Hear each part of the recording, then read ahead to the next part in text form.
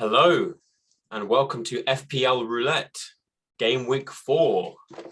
Wildcard time, Ronaldo time, Lukaku time, someone else time. We've had a little bit of a hiatus on the channel. That's been for holiday reasons, work reasons, but we're back. We're very much happy to be back. And I'm Alex. Sammy. So welcome back. So on today's show, lots to cover. Before we get into any of that, I'd like to avail everybody of the league code in the bottom right-hand corner. Any viewers to the channel, new viewers or old, are greatly appreciated. We really are enjoying this channel, even though we've had our fair few technical difficulties. And if you like what you see today, we'd be very grateful if you could like and subscribe to the channel.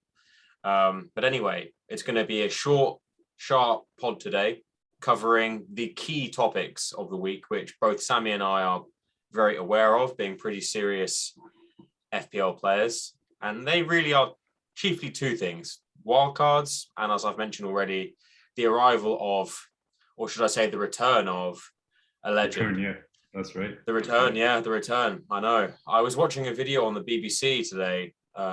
It showed his debut in 2003. Oh, yeah, okay. I was at school. I remember it. It's really weird. Wait, really so did he weird. come off the bench or did he start? I think that's the key question. He came off the bench. Well, Yeah, good point. Came off the bench. All right. Yeah, I mean, he was like 19, I think, 18 or 19. Yeah, about 18, 19. Sounds right. And I remember that I don't remember seeing the match, but there's this legendary match that United played against Sporting Lisbon.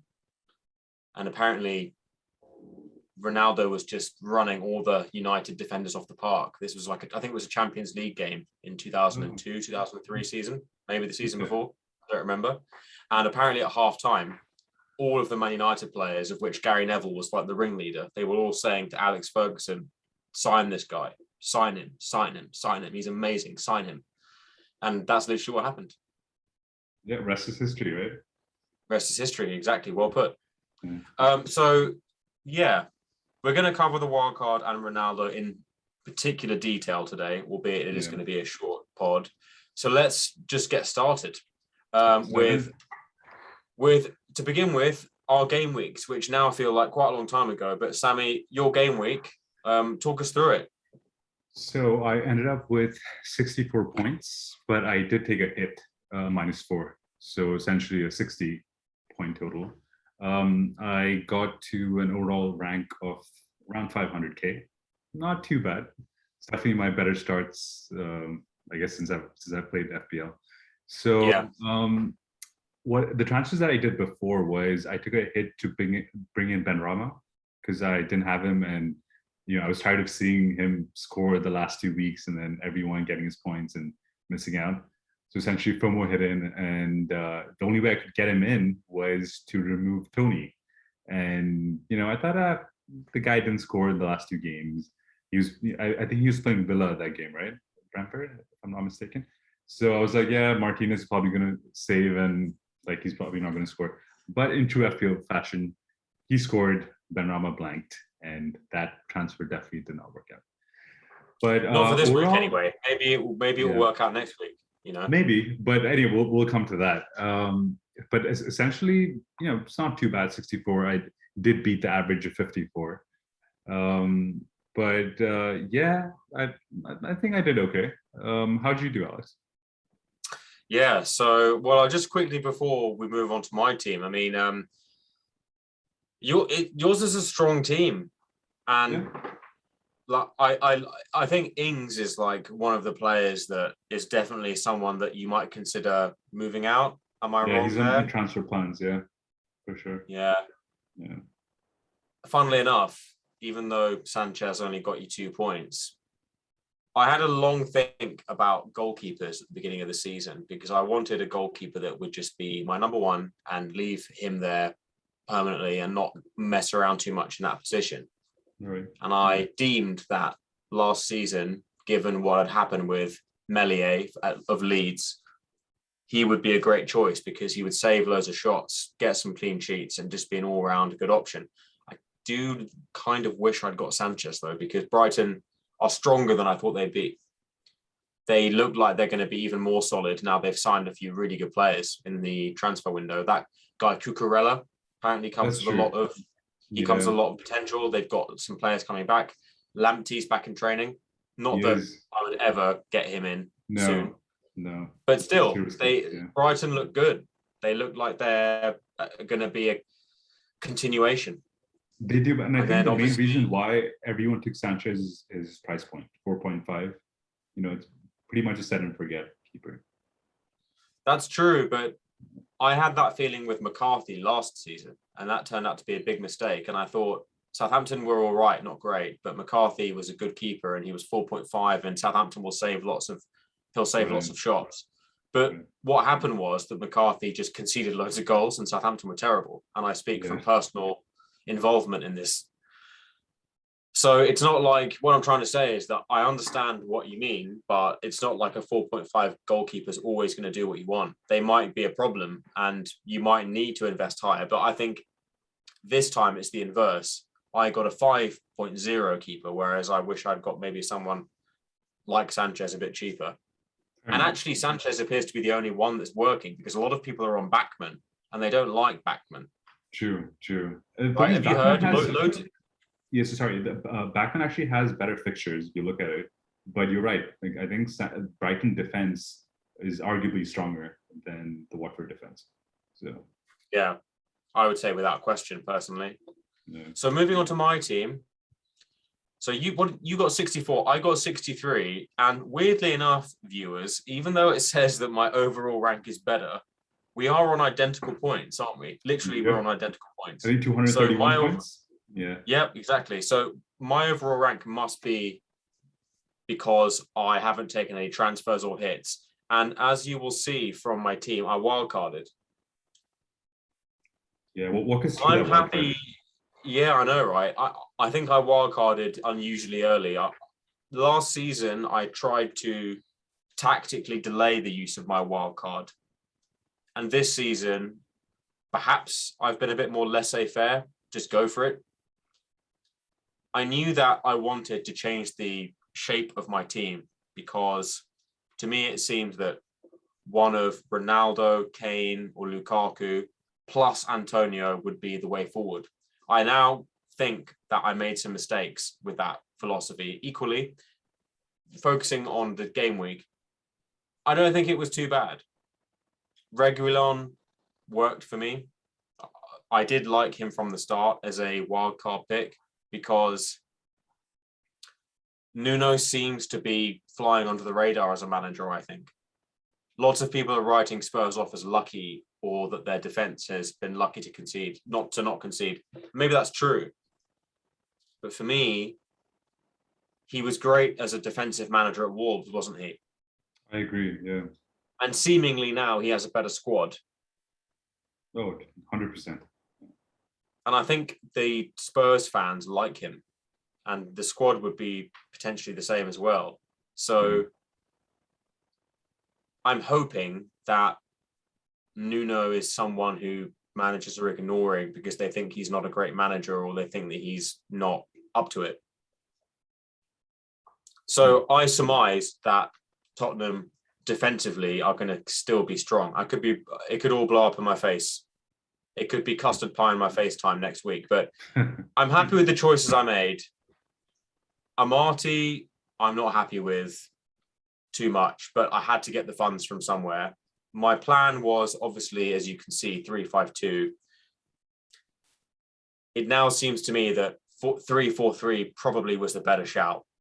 And we can talk about that in due course. But basically, my reasoning is that I liked the idea of Kane, Antonio, bang.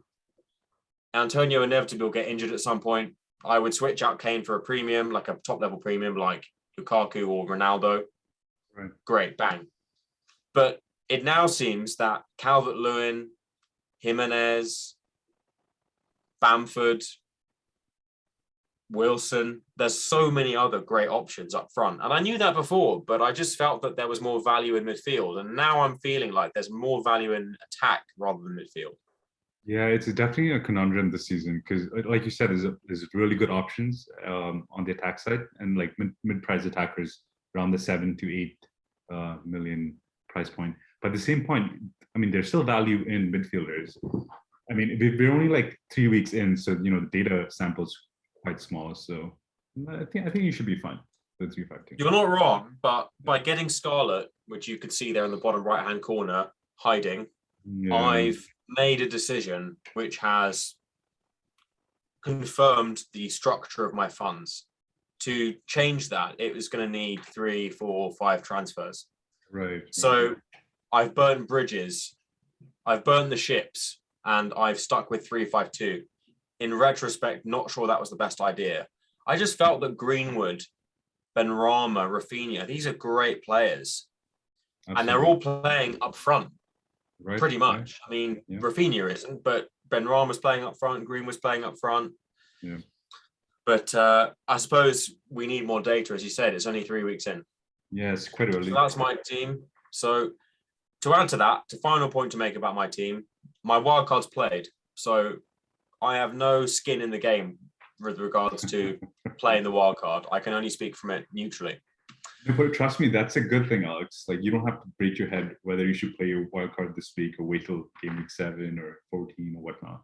So I think that is one of the advantages. Yeah, the fact that I've done it and it's behind me, I no longer have to wonder or be nervous about when I should play it. Exactly. And this man right here is one of the main reasons why people are thinking about playing it. Yeah, because he's back. He's back. Look at that picture of him and Ole in the bottom. Legendary. Yeah. I didn't even realize that like Ole was in that picture until you pointed it out. Yeah. Football's a funny game, isn't it? It is, for sure. Yeah. So what do you think, especially as a Juve fan, what do you think about Ronaldo returning back to the Premier League? I mean, I could talk about this all day, but we have less than an hour probably, so I'll try and keep it concise. I'd love to know what you think as well, because you have an unbiased perspective of him, whereas I'm slightly biased. He was playing for my favourite team, Juve, up until very recently. La Juventus, giocava per la Juventus. I have some real confidences with Ronaldo, and I have some real doubts. And I know that's easy for me to say, because it's very much appears like I'm sitting on the fence, right? I'm not sitting on the fence. I'm very tempted. I'll start with the things that I believe make me confident he's a great pick, as most people will already be aware of. He's one of the best of all time. He's played in the league before.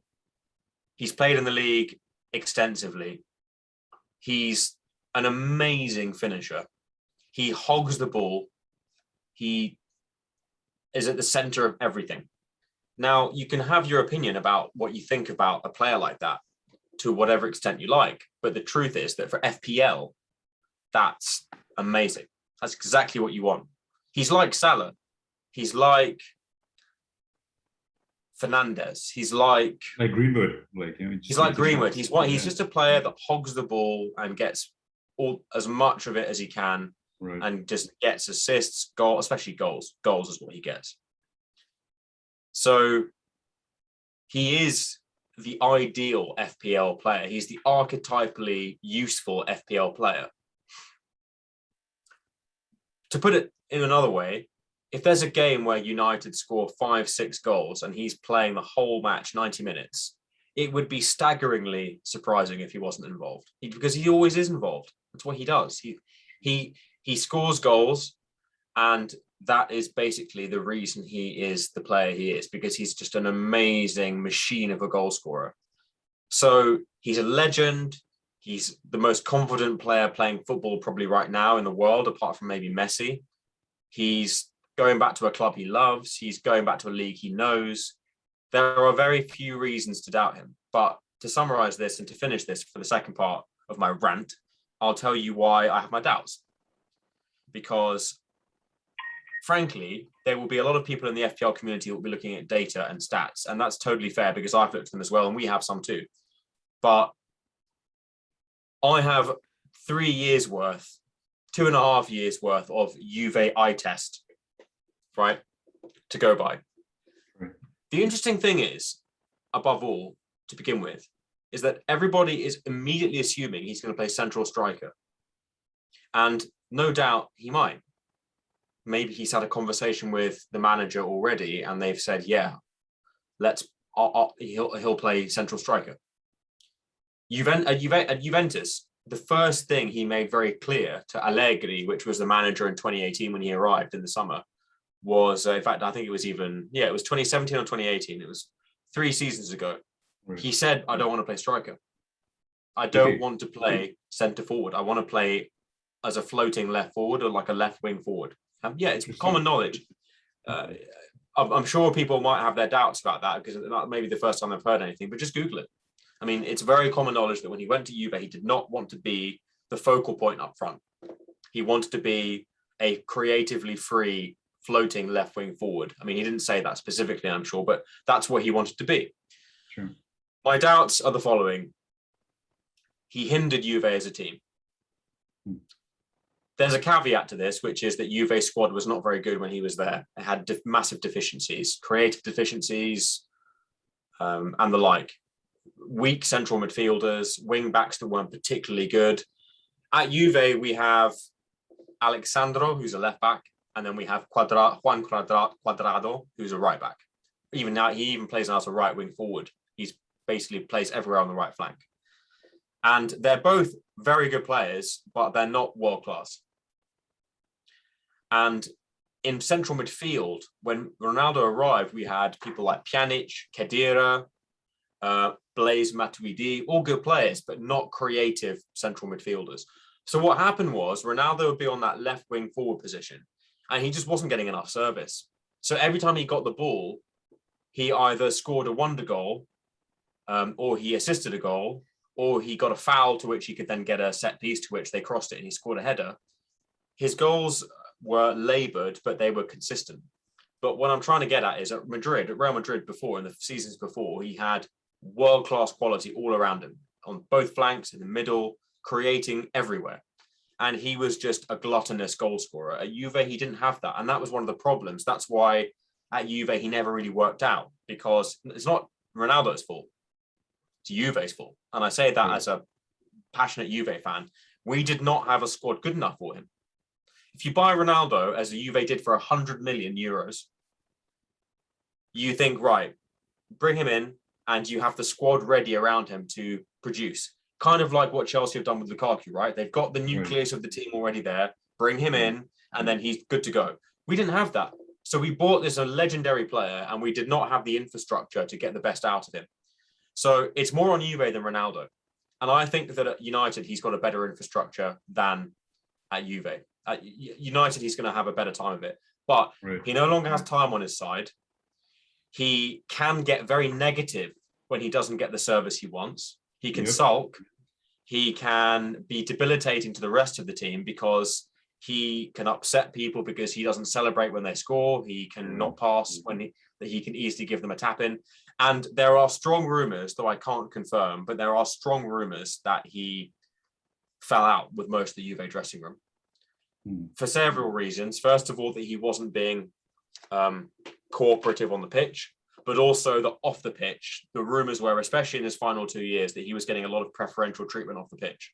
Now, I don't get why they'd be annoyed with that. It's expected. It's Ronaldo, right? But there are rumors that he wasn't liked and he was falling out with players. I don't see why, because I think he seems like a great guy and a great player. But what I'm trying to say, to summarize, is that he is very, very restrictive in what he can do. He can't play many roles. He either plays a floating free left wing forward, or if he feels like it, a centre forward. But he's not going to be a Lukaku type centre forward. He's not going to be like a back to the wall, heading, bringing people into the match.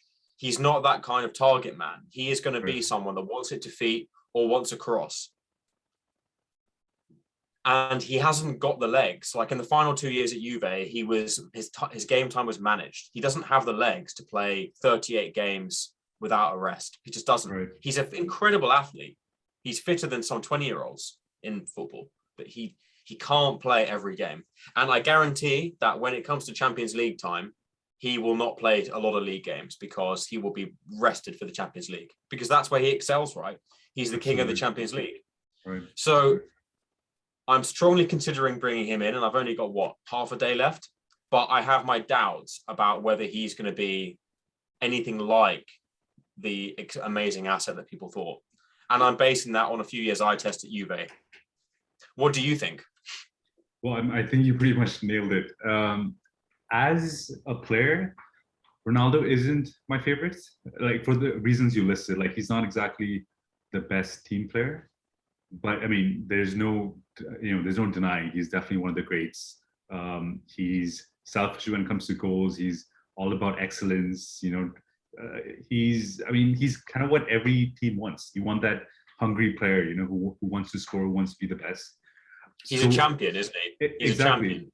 So, like you said, as an FPL prospect, definitely he's one of the best because he will attempt the most number of goals, will try to get the most number of goals, get you most number of points, bonus points, whatnot. So that is the argument whether I want to bring him in as from an FPL perspective. But when it comes to a football perspective, I don't think he's really going to improve the United attack. I mean, the thing is, if you look at his attack right now, they're pretty stacked. Cavani's done a pretty good job. And then very good job. Yeah, and you've seen how Bruno plays alongside Ronaldo when he plays with Portugal. Like they don't have that chemistry. The chemistry that, for example, Cavani, Bruno has, or Bruno, Greenwood, they have that chemistry that they're going to have some good link-up play and then try to score goals, which I don't see Ronaldo doing at United. But again, that's from a footballing aspect. But in terms of FPL, yeah, like I'm excited that he's actually finally back, and then I'm kind of contemplating whether I should bring him in this week as well. Likewise. Do you think he's overpriced? Do you think he's the right price? No, I think it's a premium. 12.5 isn't too bad. I think 12 would have been 11.5 would have been the sweet spot. But I think 12.5 is, not too bad. Yeah, above all, because if he was 11.5, everybody and his dog everyone would get he would have literally been in every single team if he was 11.5. Yeah. I mean, the main question is he on pens? I mean, that's because if he isn't, then 12.5 might be a little of a stretch. But yeah, we'll see. I can't see in any world where he's not. Yeah, he should be. But the thing is, let me put it to you. Yeah, it is very unfair. You're right, and I'm sorry to cut you off. It is very unfair because it's not like Bruno has been bad. Exactly. On the contrary, Bruno's amazing. Yeah. But let me put it to you this way, right? Ronaldo at scoring free kicks has been in decline for years, right? When he joined Juve, we had Dybala, who's probably one of my favorite players at the moment playing. He's Dybala and Chiesa are both players who play for Juve, and I love them both. They're my two favorite players in football. Both Dybala is a great free kick taker. Pjanic, who's no longer with Juve, he's at Barcelona now, also a great free kick taker. Ronaldo just took all of them. No one else got a chance. And he missed all of them, apart from maybe one. There's a horrible statistic, and I'm not sure if I'm remembering it correctly, but I'm pretty certain he took something like 50 free kicks for Juve and he scored one. That's crazy. So it was laughing in the face of common sense. Right. And I would not be surprised if penalties and free kicks are even contractual. You know what? That's a good point. I must take them. If I don't take them, I'm not coming.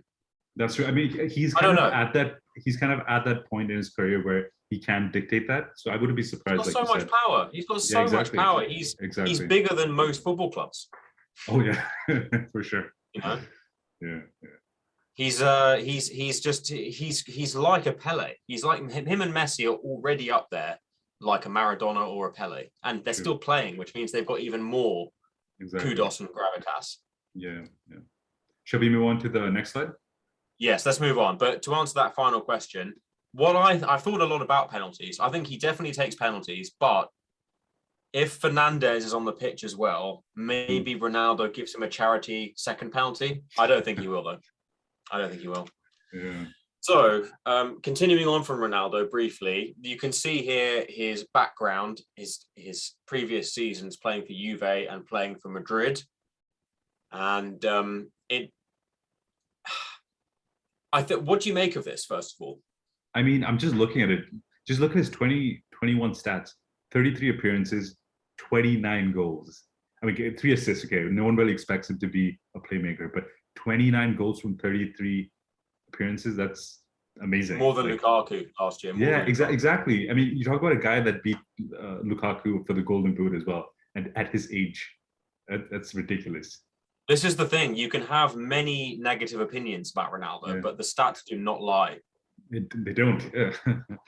Yeah. I mean, just look at his XG. I do have negative opinions about Ronaldo, but they do not lie. You can't. He was even interviewed once a few years ago, and someone said to him, "Do you feel like you're enough of a team player, or do you feel like you're up there with the very best, Cristiano?"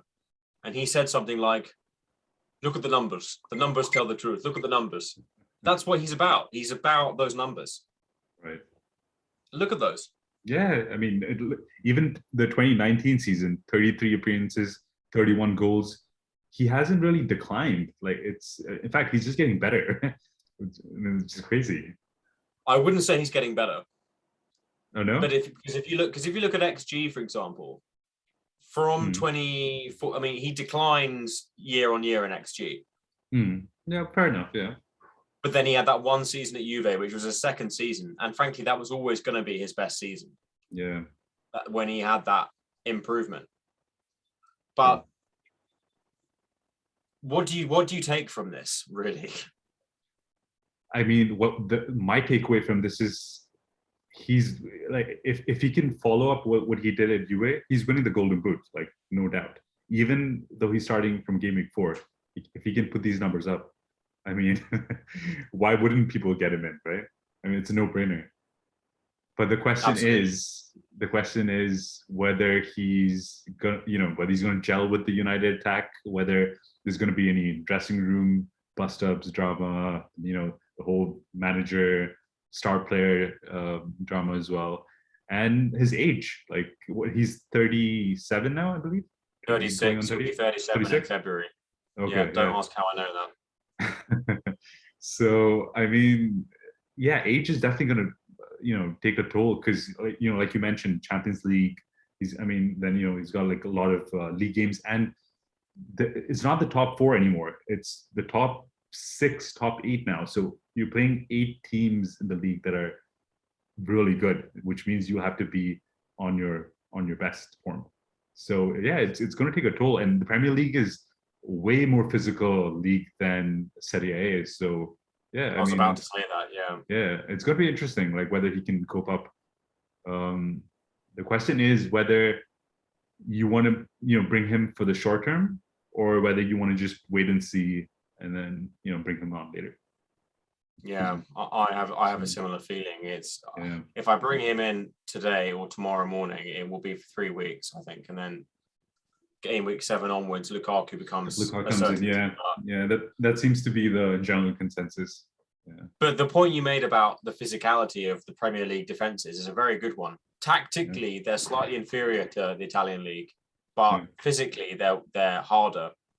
The amount of time Ronaldo spent on the floor being fouled in Serie A was a lot. Right. I think referees will let a lot of that go. Yeah, true. And because of his reputation, right? Every single team that Ronaldo plays, if they're in any way defensively minded, they will have a siege mentality and they will just do everything to try and not make him score. It happened at Juve. When he joined Juve, he actually didn't score for the first few games in the league. Okay. And all the Juve fans were desperate for him to score. And the first goal he scored was this ludicrous tap-in. It was like a shot, hit the keeper, flew up right up into the air, right just next to the goal line. He just kicked it in. And that was his first goal. And it was like a big relief. And basically what I'm trying to say is that defenses just marked him like glue. Right. So he's going to be targeted. Absolutely. And teams will kind of be encouraged because they'll say, if you can stop him, you stop United. And yeah, as you mentioned, those questions about him getting on with the rest of the squad, they're not what a lot of FPL pods would focus on, but it's all relevant, right? Because morale is a big part of football. Confidence is a big part of football. Camaraderie is a big part of football. Yeah, I would say, though, that as a final point on this Ronaldo section, that at Juve, he went to an institution that's very famous. It's like an Italian version of United, right? Historic club, lots of trophies, but he wasn't at home there. He went somewhere new. And there were already lots of established stars there and famous people there and stuff. United, he's boss at United. Oh, he gets on with Ferguson. He's like Ferguson's, second son. That's true. He's probably already in charge of Ole. The whole institution worships him.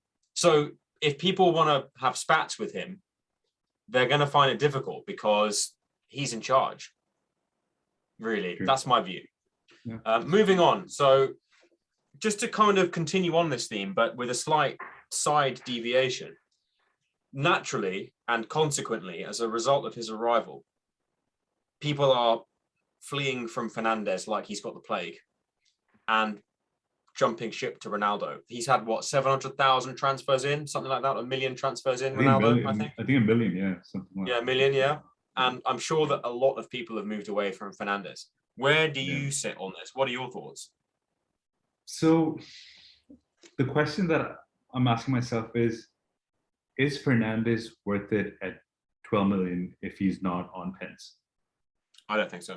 See, that's a tricky thing. Like initially, that's what I would have thought as well. Like, yeah, he's probably not. But I mean, if you looked at the first game week when he played Leeds, he scored a hat-trick, and that's from open play. So it wasn't. So I mean, it's not like he is the whole Fernandes, hype that people talk about. I mean, I get it to a point because I mean, United did get a lot of penalties last season, and majority of his goals and attacking contributions were through penalties. But I mean, this season, again, the FIFA and the Premier League have eased upon penalties, so we're definitely not going to see as many penalties as we saw last season.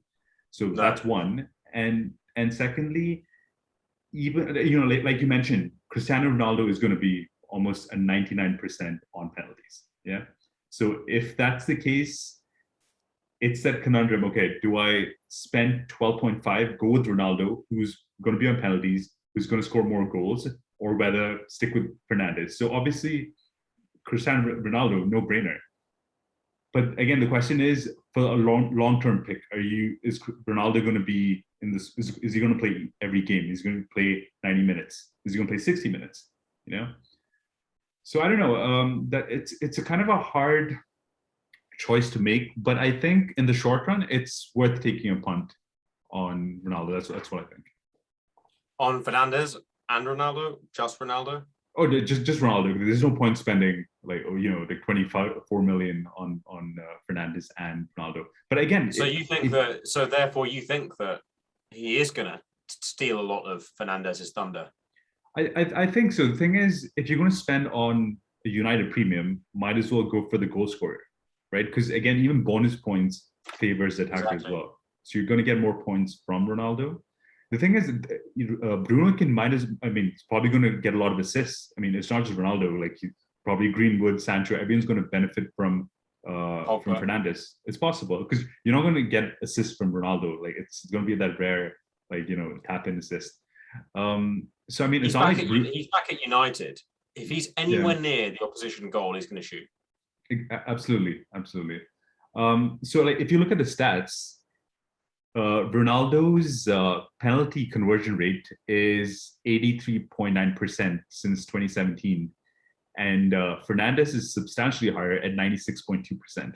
So Fernandes is, no doubt the better penalty taker. But the question is, what's ironic about that though? Yeah. If you had to say to me, you've got a high stakes match like a Champions League final or a World Cup final or a cup final, and you have a penalty in the 90th minute and you want to choose a taker, I would still choose Ronaldo over Fernandes. He's just got that he's just got that temperament of this is going to go in. I know that the stats, I know I'm defying the stats we literally see, but he's just, when it comes to moments, he's just an incredible player. He just has the mentality in the moment to just execute. No, I have to agree with you. Like even if he's taking a penalty, just think about the goalkeeper. Who's going to be exactly? They've already lost. They already think it's going in. He's going to be more intimidated by Ronaldo on the spot kick rather than Bruno for sure. Yeah, I'm already talking very hypothetically, right? And it's obvious from these stats that Bruno is statistically the better penalty taker. But with Yeah. Bruno, they think he's a younger player. He hasn't had that much time in the league, and he does that little bunny hop before he shoots a penalty, and that gives me a chance to save it. With Ronaldo, you're talking about a 5 times Champions League winner, someone that scored in every final imaginable. And you really feel probably as a keeper defeated before he's even stepped up. And I've watched so many times Ronaldo having a penalty in a key moment for Juve or for whoever else. And the amount of time that the opposition spends trying to distract him, slow it down, arguing with the ref for 5 minutes so he has to stand there waiting to take the penalty, none of it works. He has this method of calming himself, choosing a spot and just smashing it. And the keeper normally has no chance. It's a mentality thing. He just is a monster. So he takes pens for me. Yeah, I think that kind of edges it out. Pens plus the goal, probabilities. I think Ronaldo definitely wins that one. And I don't see some young players, I would see having a kind of master and a versus apprentice kind of rivalry. I don't see that with Fernandes because he worships Ronaldo. He's Portuguese. Yeah. And Ronaldo comes back to a club where he's the legend. Everything that Fernandes has done over the last season and a half, no matter how much the United fans love him, and Fernandes has been their best player, right? Sure. Yeah. They don't give a shit. Pardon my French. They don't give an S compared to Ronaldo standing at United. Ronaldo won the Champions League with United. Right. Yeah. I mean, he's a god at United, whereas Fernandes is a hero. Yeah. So Fernandes is going to give him. Fernandes is going to give, and Ronaldo is going to take. That's how I see. That's a good point. So yeah, we can, but we need more data, don't we? We need a lot more data. We need to see more games. We do, exactly. Yeah. Because you're not wrong. Fernandes scored open play goals. He's scored hat tricks as he did a few weeks ago. He's still a massive threat. True. It's just the price. He doesn't become worth it at that price because, as you said, you want the goal scorer, and exactly. He's just gonna take all the thunder. Yeah. Moving on to the next topic, and probably a topic that's connected, is wildcarding. Sammy, is it the time for you to push the button? So again, it really is team dependent. So for me personally, I don't think this is the right time because I'm actually happy with my current team. The only thing is that it would be nice to get Ronaldo in, but I can bring him in with like a 4-point hit. So it's not too bad. Definitely not with activating a wildcard. So for me personally, I wouldn't activate a wildcard, especially since I've already targeted game week 7, which we'll get to that on the fixture ticker as well. But to answer your question, I think I'm gonna hold my knees and not activate the wildcard this week. Yeah, but can you understand why a lot of people are wildcarding, or do you think I can, especially like, for example, say a team that has Tsimikas, that he was a very popular Liverpool player, and since Robertson's back, that blocks the 3rd Liverpool spot. And now with Firmino's injury, well, I mean, it's not confirmed how long he's going to be out for, but if he's going to be out for a while, then Jota is definitely Firmino, yeah, I agree with you completely. There's surgery that a lot of teams need, right? Exactly. Yeah, exactly. Firmino needs to go. He needs to leave Liverpool. He needs to either accept that because he's a great player, right? And I actually don't like Liverpool that much as a club, but I respect that they've got a great team. But he holds them back, I think. That notionally, people say that he brings Mane and Salah into the game and he glues everything together. He's the adhesive of the offense. Right. Yeah. But teams have worked that out about Liverpool. They've worked it out for a long time now. And he's just not a good enough goal threat. I think with Jota, he just offers more in every way. True. That's true. No, I agree. But again, to play devil's advocate, I think Firmino does bring that. I think he's the perfect false nine striker, where he drops deep, brings the ball, and like you said, brings Mane and Salah more into the game. So he does improve their game, but at the same time, he limits his scoring potential. So as an FPL aspect, Yeah. Firmino is a definite no-go. But in terms Yeah. of I mean, a team player, I do see his value to the Liverpool squad. But at the same time, like you said, from a striker, you need a person to score goals, and that's what Diego Jota will bring to the table. You're not wrong, but I would reiterate that teams have to a large part worked that out. When it was when Firmino, Salah, and Mane a few seasons ago were quite a novel trio, teams weren't sure where it was coming from, whether it was coming from Trent, Robertson, Mane, Salah, Firmino. They didn't know it was coming from. Wijnaldum. They now know that what Liverpool like to do is get it to Firmino, he passes it around, plays nice touches, and then eventually it finds its way to the flanks, and then damage is caused. So people know that's what his role is. And I just think that Liverpool's offense needs a freshening up. And I think Jota, what I'm trying to say is that I think that Jota should be number one. But I still don't think he is. No, but also I think it kind of depends on the teams that he's playing. So if he's playing against, teams like say Chelsea, like what happened last game, Jota was benched and then Firmino started, which I kind of get what Klopp is going for as well. Being a bit more defensive, going on the counter.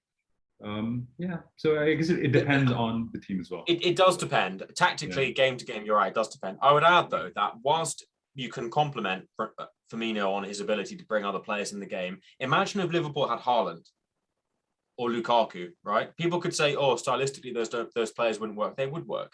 And what would be great about it would be that, yes, they would score more goals than Firmino, and they would probably be less of a team player, but they would arguably free Mane and Salah even more, because you would then have this guy in the middle that all the defense would be worried about, and then the other players could get the space. I suppose they know that Firmino is a channel. He's basically a light station. He's basically an infrastructural point in their team where he just distributes. Right. With someone like Haaland or Lukaku or a predatory central striker, I think the other players would get more space. But you're not wrong. He's still a quality player. I'm not saying he's not. Right. So continuing on with the wildcard aspect of things, these seem to be the main reasons, don't they? Yeah. Injuries, suspensions, all the stuff that's been going on with the international break and all that rubbish. Exactly. So again, it really depends on your team. Yeah. So it really depends on your team. Whether you have any players that are yellow flagged, that probably won't play this week. Actually, in this week, since we're talking about it, is all up to the air. Especially a lot of the team pressures haven't come out yet. Is about the Brazil players. I'm sure you read about that as well. Yeah. Apparently they're going to play. Apparently they're all going to play. Yeah, I don't see why. I don't see them not playing, but also I can maybe see the clubs going out of maybe out of good faith and then just like resting them possibly. Again, we'll have to wait. I see the point you make. That could happen to Rafinha, in my opinion. Exactly, because Bielsa did let him go as well. So yeah. For me, Rafinha is the one in real trouble. Yeah, same thing. Yeah, that's on my do I own team as well. Yeah, same here. But yeah, and then really, I think what a lot of new players kind of have trouble with is whether they should remove players that are in good form right now. Like for example, say Benrahma, for example, he's done really well. Game week 1 and 2. Third one, he blanked. The thing is, he's got decent fixtures going forward, but at the same time, do you want to remove Benrahma, bring in Torres? Do you want to bring in Jota? So, these are the kind of questions, like, if I remove Benrahma, is bringing the proposed player going to improve my team? So I think that is a question that you really need to ask yourself before you make that transfer. Absolutely. This is why I haven't made any moves, even though I don't have my wild card anymore. Because if I take out Benrahma and bring in Torres, it's perfectly feasible that Benrahma gets a haul and Torres doesn't even start. Right. Or I bring in Jota in for Benrahma. Benrahma gets a haul, Jota gets 60 minutes and then comes off without a return. Right. How are we as managers meant to use the very limited data we have to differentiate between exceptionally good midfield assets of a similar price point who are doing similar things? it does feel a bit like you're just doing sideways moves. Yeah, I'm sure it will become more apparent as to who's playing well and even better than the others in due course. But at the moment, I mean, it's like Mark Southerns, right? He took out Torres and Mahrez because he thought they weren't playing well enough or they were a bit risky, and then they absolutely smashed it the week after. Yeah, I think he had like a 30-point swing the opposite way. Yeah, one of my philosophies this year is just to not do too many transfers and especially not take too many hits, because how do you can, there is data out there and there's data in both of individuals and of teams, but I just don't feel there's enough of it right now to make sideways moves that will really be effective. Absolutely. But hits is a good point. How many hits? If it gets to -8, -12s, then maybe you're thinking I should wild card. Yeah, I think -12 is like the limit. Like if it goes anything, I've never taken a -12. Yeah, me neither. I think one of my best mates in one of our mini leagues, he took a -12 in the second week. And whilst I didn't mind because he went right behind me in our mini league, I just thought, if that's what you're going to do, why not wildcard? Exactly. Because they're essentially the same. But in terms of advice to our viewers, what would you say is some good advice with wildcarding? I'll start. I would say my best advice to anyone listening, not that I'm an expert, but I do love the game and I do study it quite a lot, is if you have an easy route to Chelsea in game week 2, now don't wildcard. If you don't have an easy route to Chelsea and you need to recalibrate your team to get one, even have a Chelsea player or two already, then wildcard. That's how I feel. What do you think? No, that's a good point. Like for me, what I do is I just look at fixtures essentially, and I see if I'm going to wildcard, like I'm going to keep the players at least for a good 5 to 6 game weeks. So I need to see, okay, do they have good fixtures? Are they in decent form? Are they going to be guaranteed minutes? So that's what I would suggest. Like look at the players you're bringing in, make sure that you're not going to take them out in another 1 or 2 game weeks, because that's a waste of a wild card. So not be weak at the knees, right? Exactly. Yeah. Hold those knees. Yeah. Hold those knees. Yeah. So essentially look at pictures, see what the best player is. And yeah, so it's a perfect transition to our next slide. Well, tell us about fixtures. What are you thinking? What do you make of it? So for people who are wildcarding this week, I guess the main reason why a lot of people wildcarding is to bring Ronaldo in, which is a fair point. I get it if you need to make a lot of changes and a lot of surgery to your team. But I think what you should also be targeting is players who have really good fixtures from game week 4 onwards. Ironically, Arsenal are at the bottom of the table, but they have one of the best fixtures. They play Norwich at home. They play Burnley away. Then they have Tottenham, which is a bit tricky. But then they've got Brighton, Crystal Palace, Aston Villa, pretty decent fixtures. So I would say try targeting at least an Arsenal defender. Ben White, who's like 4.4, I think. I think he's gone down a point. Yeah, which I think is a good player. And then if you look at Wolves have probably one of the best fixtures. They play Watford, then they play Brentford, Southampton, Newcastle. That's 4 green fixtures right there. So target players from Wolves like Jimenez, Traore, even their defense, Semedo. So there's a lot of value options there as well. Are there any assets at Arsenal and Wolves that you're looking at quite seriously? So I have Ben White, and I did lose value on him, so I'm definitely going to play him this week as well. Yeah, good player to have right now though. Yeah, definitely. The thing about Wolves is, do I want to waste a transfer bringing in a Wolves player if I'm planning to bring Ronaldo in? That's the question I'm asking myself. So I have Danny Ings. The question is, should I remove him for Jimenez, which would be, an easy transfer, or remove him and bring in Ronaldo, but then I'll have to take a hit and bring in another midfielder. So I think that this season is a much more interesting FPL season than last year for that very reason that you've kind of exemplified, because there are these big decisions that people have to make. Right. People that bring in Ronaldo, and I very likely could be one of them. I haven't brought him in yet, but I could be. I've got Kane. It could be a very bad decision. It could be. Yeah. It could be a very good decision. Bringing in Jimenez could be a very good decision. Bringing in Calvert-Lewin could be a very good. They could all be good or bad decisions based on their competition. And the way that people are going to do well this year is making a decision that's better than someone else's decision. I know that's kind of what FPL is all about anyway, but I suppose it's more pronounced this year because there are very distinct options. Last year, there were players that you just had to have. And if you had those as a kind of nucleus, or dare I say it, template, you were right. This year, there are options everywhere. Like, look at Arsenal, for example. I think most people probably are not looking at Arsenal that seriously, given the fact they've been crap. No offense, Sammy. But it could easily be that Arsenal turn their form around and their defenders produce amazing numbers. It may be if they stay being rubbish. They could be. It's just a question of decisions. It's decisions. True. So you've got White. Are you seriously thinking of anyone from Wolves then? Ideally, I want Traore because he's got like amazing 4 fixtures, and even though Wolves haven't scored a goal yet, and Traore has really good attacking numbers. Like I said, for me, the main issue I have is whether I'm going to bring Ronaldo in. And the thing is, I don't want to waste. With Traore though, he's got the end product of a failed delivery. I mean, unfortunately, he's kind of like a headless chicken, right? Like it's just running around. It's maybe that will change. I don't know.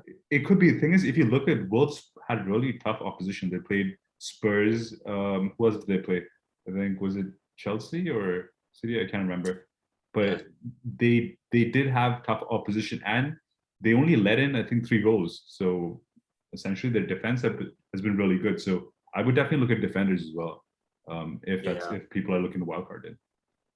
Besides Wolves and Arsenal, are there any other teams that you like the look of in this run? I mean, obviously, let's actually agree that those are the teams that I think most people are looking at. Maybe Watford as well, a good option with people like Sarr. Obviously, game week 7 is the famous fixture swing, right? And there's one team amongst all of these, which everybody, I would argue, is planning around, which is Chelsea. Chelsea, yeah. Southampton at home, Brentford away, Norwich at home, Newcastle away, Burnley. It just escalates into green. Exactly. Triple up Chelsea. Are you going to go? You thinking triple? I thought about this earlier.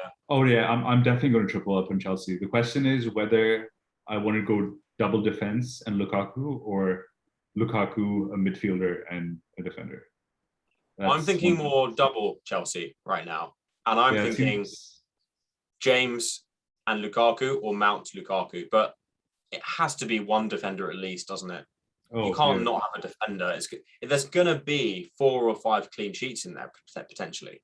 True. If you don't have a defender, you're going to miss out. Maybe 2 defenders. Maybe Chelsea 3. Defense is essentially picture proof. Like it doesn't really matter who they're playing. Like it's a good chance there. In fact, you could bring in a Chelsea defender right now, and they'll do pretty well till game week 7. But to kind of follow on this point, you could do. You could bring in a defender now, and it probably would. You could build value on them, and they probably would keep clean sheets anyway. But look at these teams they're facing, right? So Southampton, you've got Adam Armstrong. The weapons these teams have got against Chelsea: Adam Armstrong, Kay Adams, not that great. Tony, not that great. Pukki.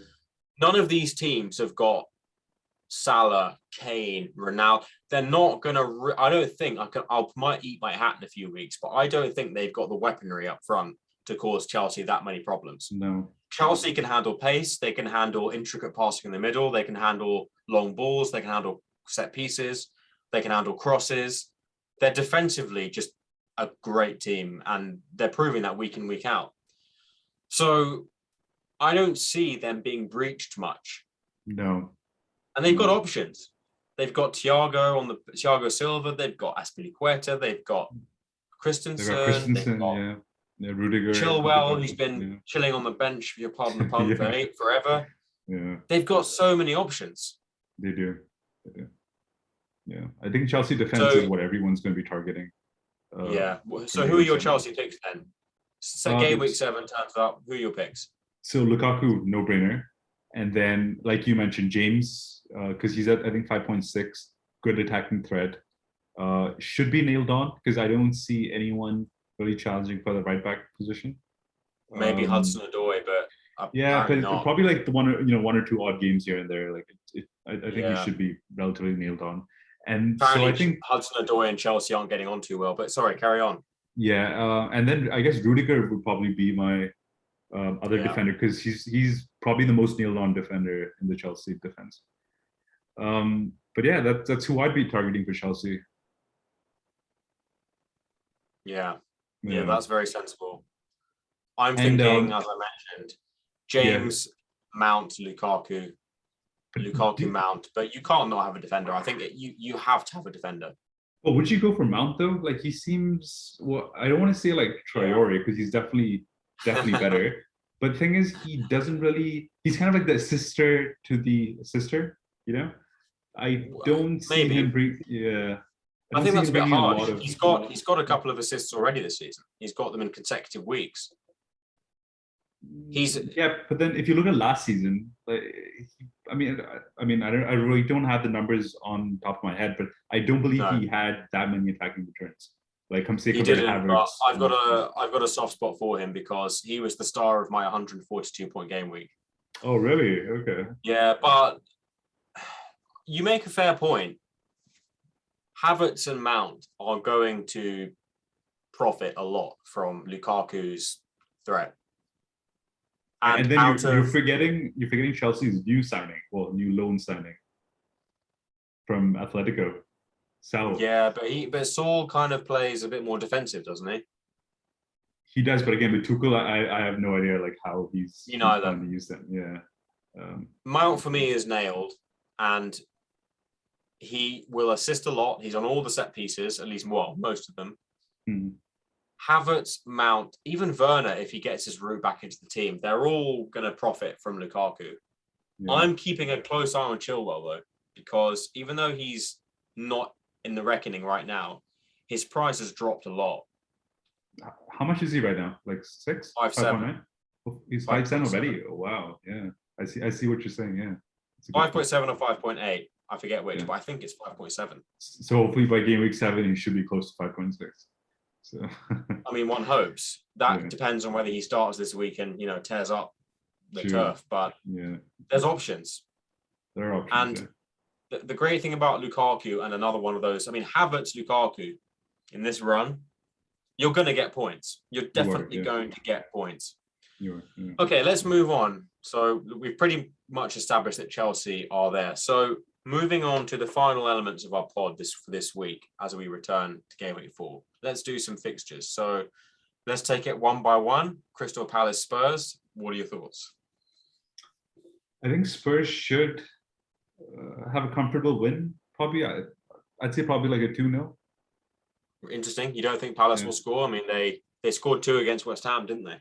I think Spurs. Conor Gallagher playing well. Yeah, he's been playing really well, but I think Spurs have been pretty good defensively, pretty solid. And I don't know.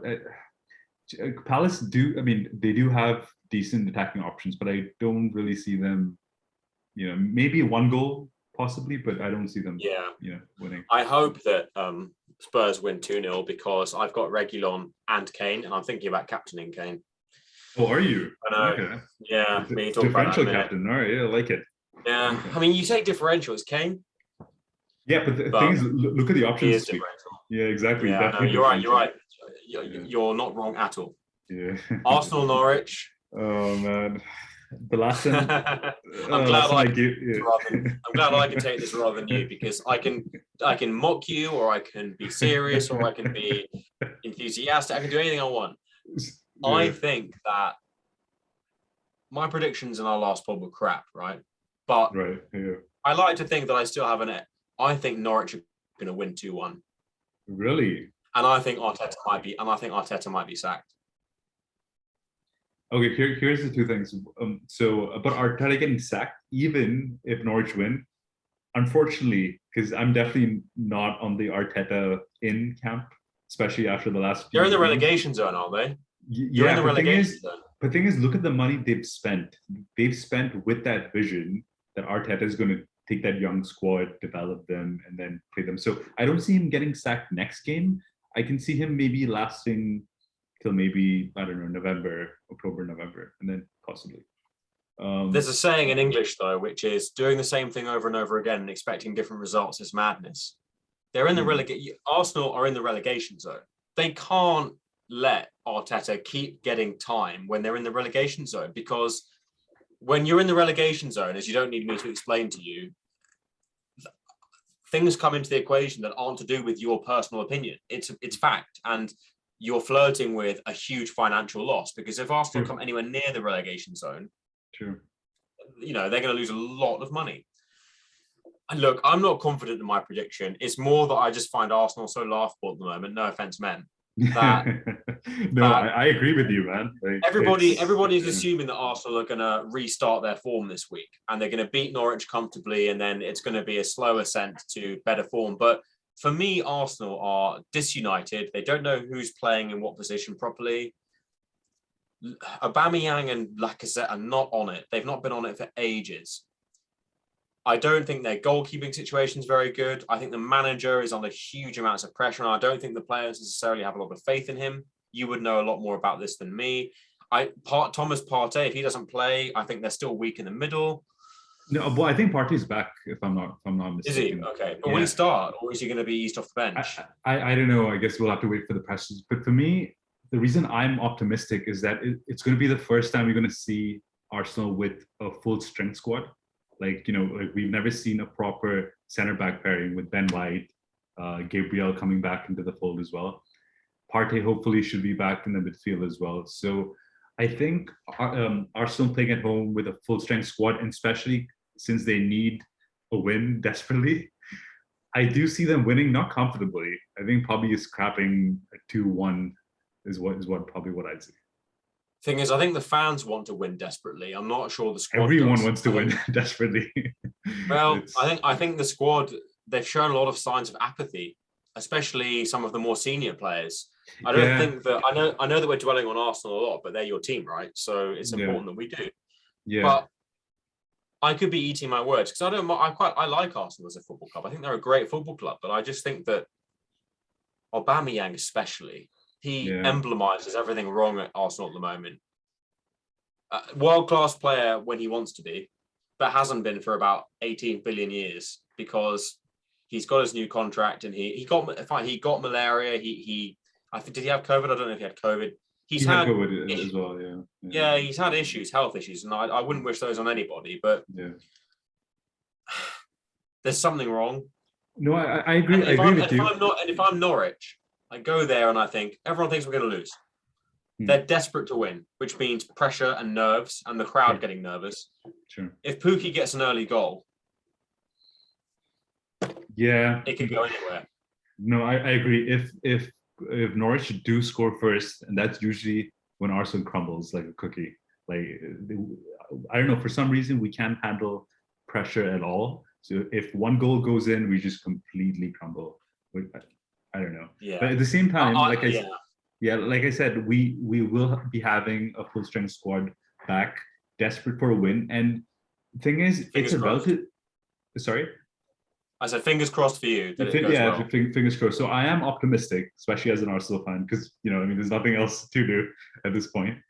But hopefully we should see at least like a minimum like a 1-goal win, hopefully. So. Okie dokie. Yeah. Brentford Brighton. I feel like it's probably going to be like a 1-1 or a 0-0, like something low scoring. I don't see. Yeah, it's going to be quite. I think Brighton will be very defensive. Yeah. Get most of the possession. I can see Brentford scoring though, because when I watched their first game against Arsenal, sorry to bring you back into it, their home crowd is quite vociferous. They're quite passionate. They're quite loud. It's a loud stadium. Yeah. And Brentford clearly feed off that, especially people like Tony and Mbuemo and everyone like that. That's true. So I think 1-1's a sensible score. Leicester City, or rather, Leicester versus Man City. Yeah, I think this is like the game to watch this week. Well, I mean, there's multiple games for different reasons. It's a great game week. Isn't it? This is going to be a tough one. The thing is, Leicester haven't been in good form lately at all. Like, their defensive numbers have been horrible. So I do see City winning this. I don't know if it's going to be a comfortable win, because they are playing away to a Leicester squad. So the thing is, I think Westergaard's still injured, right? I don't think he's back in the squad. Don't know. I think that Rodgers made some comments that he's almost back, but I don't know exactly when. Yeah, but regardless, Soyuncu's been pretty bad as well. Amarte. So it's like I do see City winning this at least like 3-1 possibly. Yeah, I think that's a good approx. I think 3-1 is it. I would agree with you. 3-1. United Newcastle, right? So What do you think? Callum Wilson's out. He's out. Yeah, it's confirmed. Yeah, he's out. He's out, right? Yeah. So basically, Newcastle are going to have Saint Maximin by himself up front because Steve Bruce is not Pep Guardiola. He's going to play 15,000 people at the back. He's going to park Terminal 4 bus parking station, right? Yep. He's going to just literally be like, the team talk is going to be Ronaldo's back for them. Everyone expects them to win. Let's just stop them scoring. That's what his team talk is going to be. Absolutely. And that's why a lot of Newcastle fans don't like him, because they think he's just a negative, fearful manager. But in this particular fixture, he's right to be, I think, because Newcastle don't have the personnel to outplay United. They just have to try and keep them out, and I don't think they will. I think it's going to be 4-0 United. Yeah, I think they're going to smash them. Yeah, Old Trafford, Ronaldo's return, everything together. And even if you think Ronaldo has a bad game, right?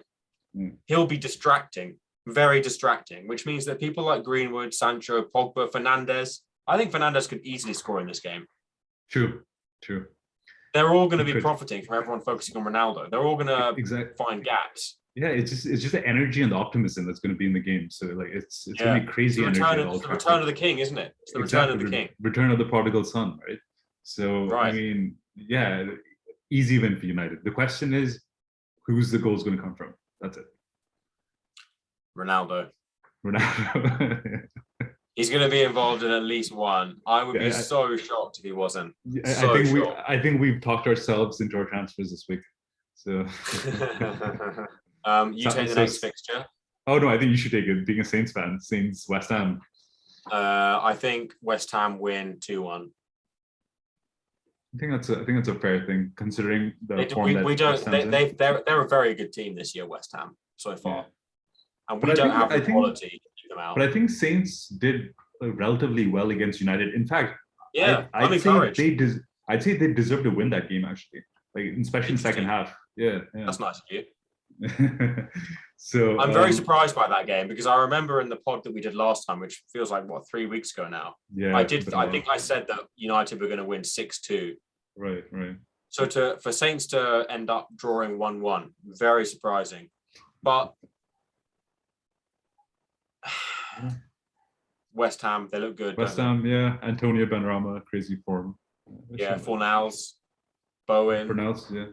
Cresswell, Kufal. There's just so many. Souček. There's threats everywhere. That's true, and the new signings as well that they've made as well. And they're going to feel galvanized. Yeah. Southampton, we're kind of finding our feet. Right. And Watford Wolves. What do you think? I don't know. I think it's going to be. I'm going to say 1-1. 1-1 or 2-1? 1-1. Yeah, I don't see a 2-goal. Probably like a 1-1. Maybe I think they can scrap a goal here and there. It's possible. Wolves have had an excessively large amount of shots, but they're not converting. Yeah, but they've been really good defensively. And defensively, the question is who's going to score those goals for Wolves? You'd think it'd be Jimenez, right? But he's not had that many chances. And according to people that I've watched on YouTube, FPL figures who watch Wolves, they're saying that he doesn't look as confident in front of goal at the moment. Yeah, I can't blame him coming from such a bad injury. Me neither. It'd be terrifying. It'd be terrifying, wouldn't it? Exactly. But still, football is football. And I think that at home, Watford will have some confidence. They're not playing City. They're playing Wolves. Right. So 1-1, I would say. I think I can see Sarr being involved. Yeah. What about the next one? Chelsea Villa. Ooh, I think easy win for Chelsea, especially with Martinez out. And then the defensive line has been suspect as well for Villa. So I think Chelsea should win 2-0, 3-0.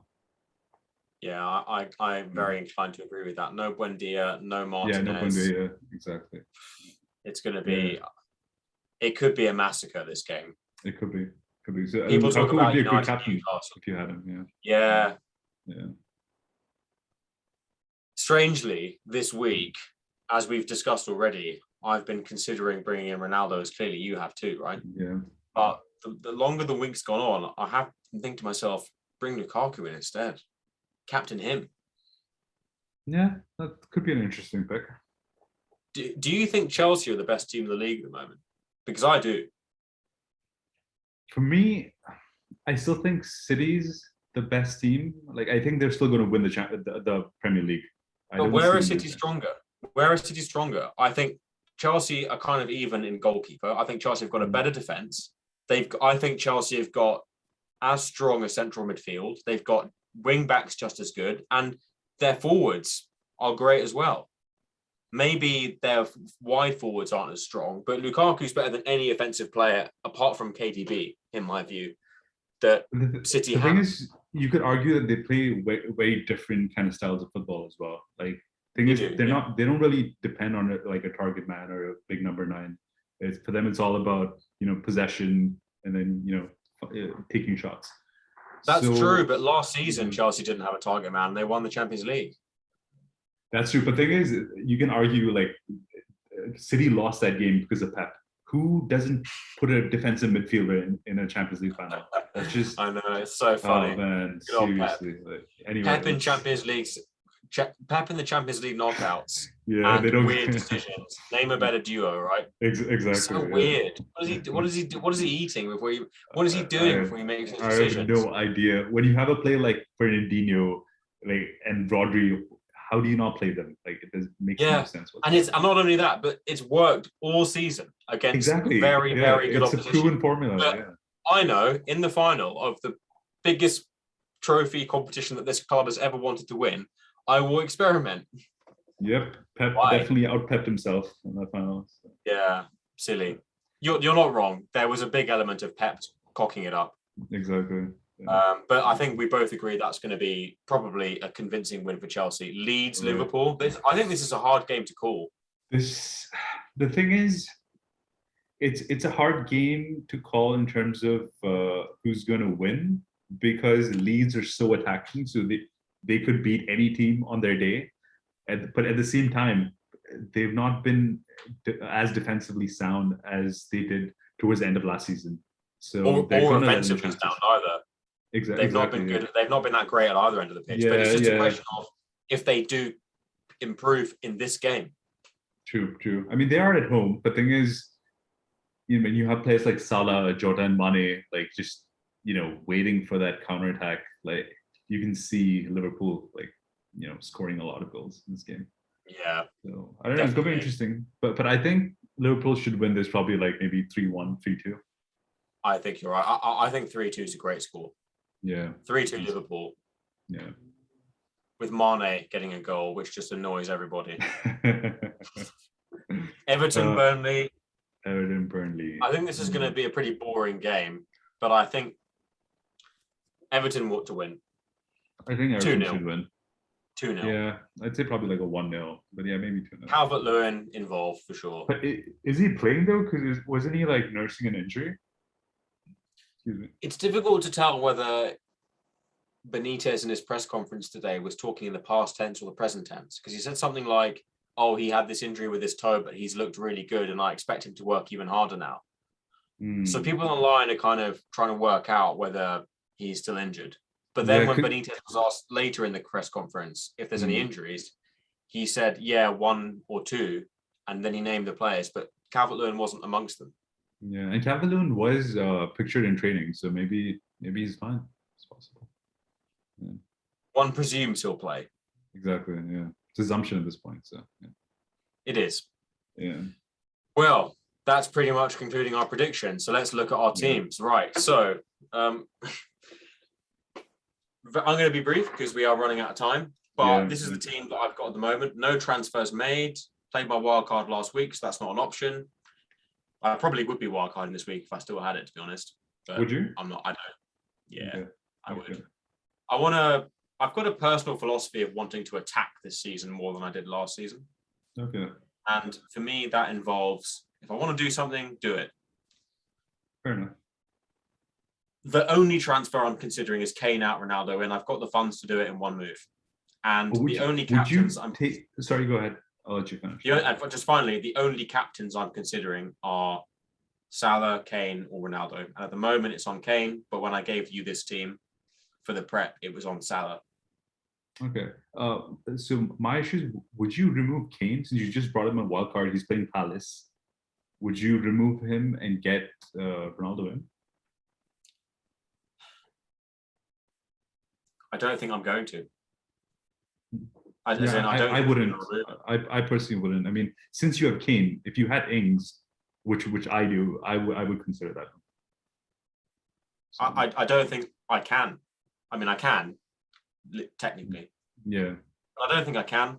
I'm not the world's best calculator of points and mathematical evaluations of who's going to get points where and how that will benefit me.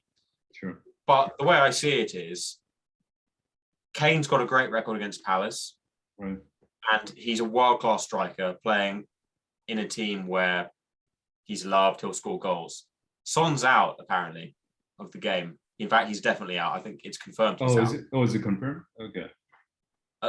Part of me thinks that will be negative for Kane. Part of me thinks it will be positive because he'll be the main man. I can see Bergwijn and Lucas Moura supporting him at Dele Alli. Right. So now that Son's out, I think that if Tottenham get anything, he will almost certainly be involved. Issue is that, so yeah, to finish this point I'm making, if Kane, worst case scenario, gets nothing, 2 points, and Ronaldo gets a hat-trick, best case scenario, yeah, I've missed out. But if Kane but that's the worst case scenario. Right. If Kane gets 1 return and Ronaldo gets 2 returns, or Ronaldo gets 2 returns and Kane gets 2 returns, or Kane gets 2 returns and Ronaldo gets 1 return, there's so many scenarios which entail that getting out Kane for Ronaldo is a bit of a sideways move, especially given the fixture. Right. I suppose the temptation is that it's Ronaldo, 1. 2, he's at home. And 3, I think United are more of their attack and their structure of their team is more creative than Spurs right now.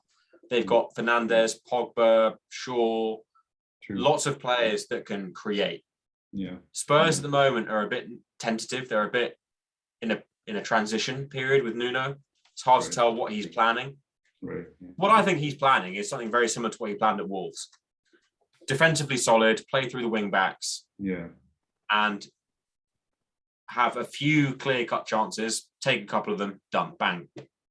Kind of Mourinho-esque, but a bit more modern. Right. And I think Kane can be great for that. Yeah.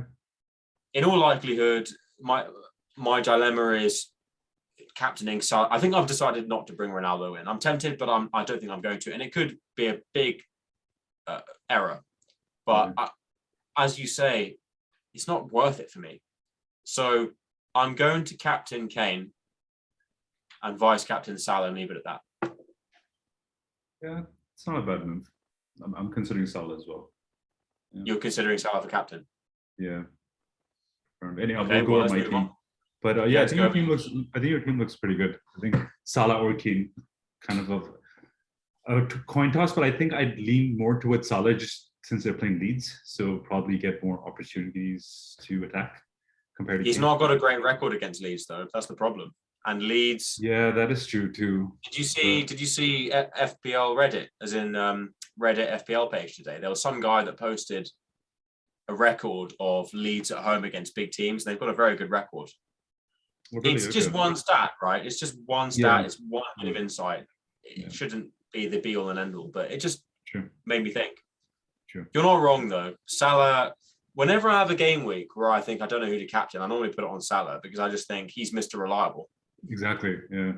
He's your go-to captain. So yeah, he is my go-to captain. What about you though? I presume you're getting Ings out. So essentially I haven't made any transfers from the previous game week. Mainly because I'm just waiting for the pressers to see what all injuries, if Brazil, if they're going to let the Brazilian players play, like since I have Rafinha in the team. But the transfer that I'm contemplating, well, Ronaldo, I mean, it's no secret. if I remove Ings, my initial plan before Ronaldo, like before United signed Ronaldo, was to bring in Calvert-Lewin. That was always the plan. But now with Calvert-Lewin possibly injured, or possibly not, I'm thinking getting rid of Ings, bring in Ronaldo. But the thing is, I'll have to downgrade Fernandes. So remove him and bring in Jota is what I'm thinking for a -4. Thing is, it's going to be my back-to-back -4. The thing is, it could pay off because Ronaldo could hit the ground running. Very well pay off. Jota could have a really good game as well. Firmino's out. Yeah. So the thing is, if I do those 2 transfers, I could see them paying off even with a hit. But at the same time, I'm thinking if I just get rid of Ings, bring in Calvert-Lewin, and if he plays, I still have Fernandes and I have Greenwood. So I've got United attack covered. And then Captain Salah is what I'm thinking as well as another option. What do you think? I think you're being very sensible. Personally, in your position's a good one.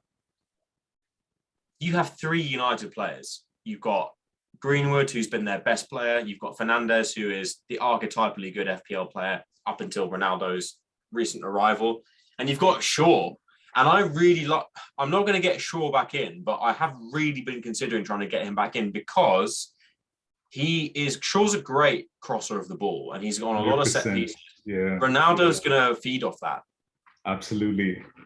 So you've got 3 players that not only can do damage in that game, but can also feed Ronaldo or play with Ronaldo and get points.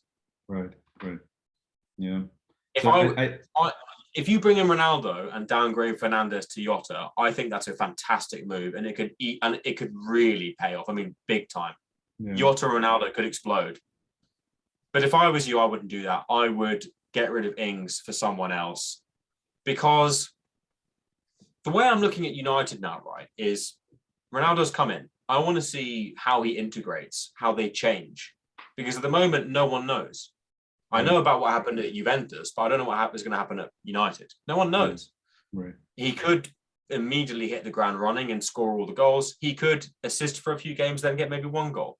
No one knows. But the fact that you have Greenwood, Fernandes, and Shaw, you've got various routes to play with. So if you think that Greenwood's going to be damaged by Ronaldo's arrival, you can get him out. If you think Fernandes is going to be damaged by Ronaldo's arrival, you get him out. Yeah. I wouldn't touch Shaw personally. I'd keep Shaw at least for a few game weeks. He's not going anywhere. He definitely shouldn't. Yeah. That's just my view. But people forget that Ronaldo's a 12.5 asset, right? He is Ronaldo, but he's only an FPL player. He's only going to get you a certain amount of points. Right. Calvert-Lewin is another player. Jimenez is another player. There's other options that you can easily consider. I know, but it's so Ronaldo. I would be very tempted to go Calvert-Lewin. Just do Calvert-Lewin, Calvert-Lewin. I think Calvert-Lewin would be the sensible, logical pick. But the thing is, as an FPL manager, it'd be amazing just to get in Ronaldo and then have him for his debut. But also the question is, if you get in Ronaldo, especially for a hit, do I captain him or do I captain Salah? I think you'd have to captain him. I'd have to captain him just to, again, pay off the hit. But Salah's going to have a really good game as well. So. Yeah, but he's away from home, and the Leeds crowd is quite loud and vociferous and hostile. And who knows what's going to happen in that game? Ronaldo at home to Newcastle, the return of the prodigal son, as you put it. That's true. There are some weeks in FPL where you just know that a player's going to get points. I think this is one of those weeks. I just think it is. I think he's going to get points. Also, another reason why I want to get Ronaldo in now is because so he's price locked right now because it was just officially announced and it's going to be his first game week, and already I think he's up to 18 or 20%. Something like that. Selection, yeah. So the thing is, if he does hit the ground running, his price is going to go up very fast. This is the reason why I'm also tempted to bring him in despite having Kane, because I can afford Ronaldo now, but if he goes up to 12.6, 12.7, 12.8, God forbid, it's going to be a lot harder for me to get him in. True. So I'm kind of contemplating getting Ronaldo and bringing Jota and captain Ronaldo. So I don't know. We'll see. Well, we'll see. I think that kind of concludes today's pod, doesn't it? Yep. All right. Well, good luck for next week. It's you goodbye too. from me, everybody. Goodbye, guys. All right, goodbye. Have a good one. You too.